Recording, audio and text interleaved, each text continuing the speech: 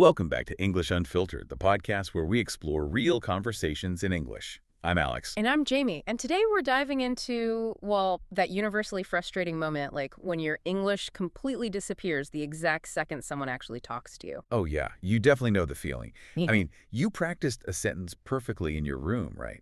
And then 10 minutes later, a barista asks you a really simple question, and suddenly your brain just, turns to static. Right. The words just vanish. Exactly. They vanish and your confidence just completely drops to zero. Yeah, and right away people tend to blame their vocabulary, or they think, oh, I just need to study more grammar.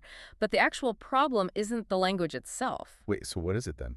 It's social pressure. I mean, understanding English and producing it in real time, those are completely distinct cognitive tasks. I mean, yeah, that makes sense. It's like knowing all the rules of basketball in your head, right? Versus actually trying to dribble and shoot during a really fast-paced game. That is a perfect analogy. But hold on a second. If I spent, say, an hour yesterday repeating a specific phrase out loud, my brain obviously knows how to produce it.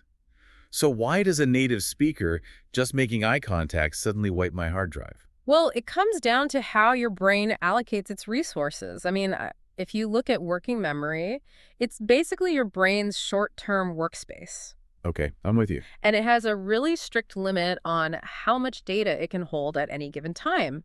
So when you're alone, you have all that space available to, recall words, structure your grammar, focus on pronunciation. Right, because there are no distractions. You basically own the entire workspace. Exactly. But in a live conversation, you feel observed. Maybe you feel emotionally exposed because you don't want to make a mistake. Oh, right, and suddenly your inner critic wakes up. Yes. You start asking yourself, am I using the right tense? Or, wait, did I mispronounce that vowel? Why is this person waiting for me? I see. So it's like trying to run a really heavy video game on your laptop while simultaneously running a massive antivirus scan in the background. Oh, wow, yes, that inner critic is the background scan. Right, it drains your brain's RAM, which leaves almost no processing power left to actually retrieve the vocabulary. That is a brilliant way to put it, honestly. And the tragedy here is that this anxiety consumes the exact mental energy you need to actually speak. So the deeper you go into that internal monitoring, the harder the words are to find. Exactly. You experience a system crash, essentially. Wow. Okay, so if the bottleneck is social pressure and working memory, then just spending hours staring at flashcards in a quiet room kind of, well, completely misses the point. Precisely. We have this massive mismatch between how learners study and what real life actually demands. Because typical practice usually happens alone, right? Yeah, alone, silently, no interruptions, and with zero emotional stakes. You are essentially practicing in a vacuum. But a real conversation is chaotic. It's a live action event. Very much so. People interrupt you, they use unexpected slang, they mumble, or they just abruptly change the topic from, I don't know, the weather to their weekend plans. And your brain is suddenly tasked with interpreting their unpredictable input, formulating a response, and managing your own social anxiety all at exactly the same time. And that triggers the cognitive overload we were just talking about. The knowledge is still in there. Like, you really did know the word yesterday. Yes, but the sudden stress ruins your access speed.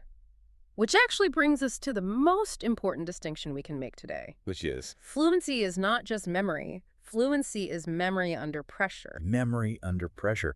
Man, that shifts the whole perspective. It really does. Because once you grasp that, you stop interpreting these blank moments as a lack of intelligence or, a failure in your language skills. Exactly. Going blank during a conversation is just your biology trying to deal with a sudden cognitive overload. It is a mental traffic jam, nothing more. Which leaves us with a really interesting challenge. Since we know real conversations are naturally unpredictable and full of pressure, how can we bridge that gap? Right. How do you actually practice that? Well, next time you practice, try doing jumping jacks while reciting your vocabulary. Or try answering questions out loud while a podcast plays loudly in the background. I love that. Yeah. If fluency is memory under pressure, maybe it's time we start practicing the pressure, not just the memory. That is a fantastic challenge for the next study session. Thanks for joining us today. Remember to tune in next time to English Unfiltered. Keep practicing, and we'll catch you then.